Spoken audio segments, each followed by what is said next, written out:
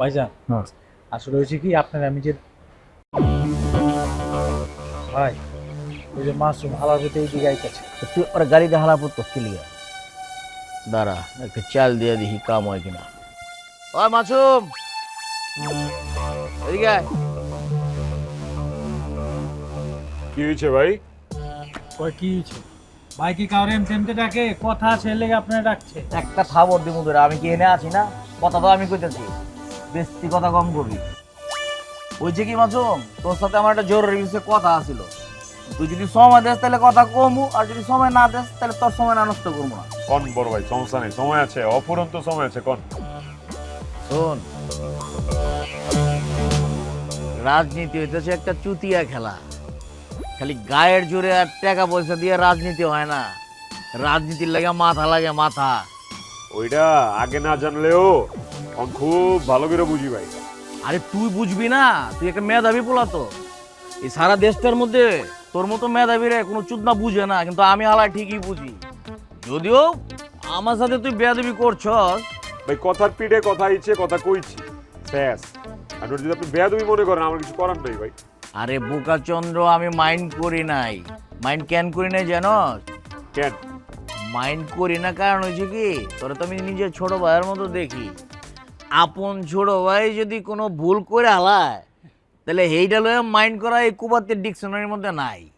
আরো মাইন্ড করে না গেলে জানোস, কারণ তোর এই বয়সটা আমি তো পার করে আইছি। ও ভাই, আপনারে তো ন্যাংটাকাল থেকে বড় খেলোয়াড় যাই নাইছি, আপনি বড় প্লেয়ার ভাই।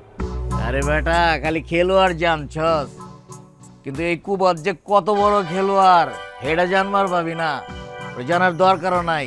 শোন একটা কথা কই, তোর যে বয়সটা আছে এই বয়সে একটা ফ্যান্টাসি কাম করে, বুঝছস? একটা ফ্যান্টাসি। বুঝলাম না, বুঝে এখন তো ভাই। সারা দুনিয়াটারে জয় করে বলানোর স্বপ্ন দুটা চোখে বর করে।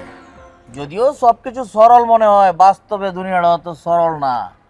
বাস্তবতা আর ফ্যান্টাসি দুইটা দুই মেরুতে অবস্থান করে, যে কারণে স্বপ্ন ভাঙিয়া চুরমার হয়ে যায়। এ বড় ভাই, আপনিও কি স্বপ্ন দোষ আক্রান্ত নাকি? মানে? না মানে কইতাছি যে আপনার স্বপ্ন কি ভাঙা চুরমার হয়ে গেছে? স্বপ্ন দুঃস্বপ্ন হয়ে গেছে নাকি? স্বপ্ন তো অনেক ধরনেরই আছে মাসুম, এমন অনেক স্বপ্ন আছে ভাঙ্গের চুরমার হয়ে স্বপ্ন দুষ হয়ে গেছে, সমস্যা নাই কে। কিন্তু আবার এরকম স্বপ্নও আছে যেই স্বপ্ন উপরে উঠোনের সিঁড়ি দেখা দেয়। তোর একটা কথা কই মাসুম, জি ভাই কোন। ওই যে কি, এই মহল্লাটার মধ্যে বাবু আর তুই হইছিস দুইটা লিডার। তোরা দুইজনের অবস্থান সমানে সমান, একজন আরেকজনের ছায়রা কথা কস না, আবার দুইজন একদম বাঘ সিংহের মতো ঝগড়ার মধ্যে লাগিয়েই থাকস। ভাই এসব জানি, এখন আসল কথা আর না, কি কইবার চাইতেছে? আমি হইলাম গিয়ে একটা পুরানা মাল। এই মাথাটার মধ্যে জিলাপির পেঁচে লাহান রাজনৈতিক বুদ্ধি যেরকম আছে, পকেটের টাকা আছে, ক্ষমতাও আছে। তোরে আমি ভাইয়ের মতো মহব্বত করি, তুই যদি আমার সাথে হাত মিলায় ভালাস তাহলে তোর শক্তি সাহসের লগে আমার পাওয়ারটা যুগ হয়ে যাব। যুগ হয়ে গেলে কি হবো, বাবুরে একদম উচিত শিক্ষা দিয়ে ওর কমরটা ভাঙে হালানো যাবো। বাবুরে মাজা মুজা বাইঙ্গা একেবারে হুয়ালা ওনের লেগে কইতাছেন, এই তো? একদম সঠিক। শোন মাসুম, সময়টা এখন তোর পক্ষে আছে, আর আমি নিজেও তোর পক্ষে আছি। সময় আর আমারে কামে লাগায় বাবুর কোমরটা ভেঙে দিলে পুরো মহল্লাটা আমরা দুই ভাই ভাগ করে লইতে পারি। কির পোলা, তোর মূল উদ্দেশ্য তো আমি বুঝবার পারতাছি। বাবুরে সিস্টেম কইরা দিয়া আমার কোন ঠাসা করবি, তখন তো সুবিধা হইব। আর তুই আমারে আগে পক্ষে লয়া বাবুর উইকেটটা ফেলবার চাইতাছ, ওর পরে সময় বুঝা আমারে ল্যাং মারবি। কিন্তু মাসুম তো খালি ক্ষমতার টাকার জোরে রাজনীতি করে না রে। মাসুমের মাথা বি আছে, মাসুমের গিলু বি আছে। তোর ফান্দে আমি পা দিমু, তুই কেমতে ভাব পোলা? চিন্তা করে দেখ মাসুম, আমি কিন্তু খালি আমার লাভের কথা কই নাই, আমি তোর লাভের কথাও চিন্তা করছি। আপনার এই পরামর্শটা আমার বুকে ধরছে ভাই। জীবনে পয়লা বড় ভাই হিসাবে আপনার কাছে একটা সুপরামর্শ লইলাম। আহেন বুকে আহেন বড় ভাই।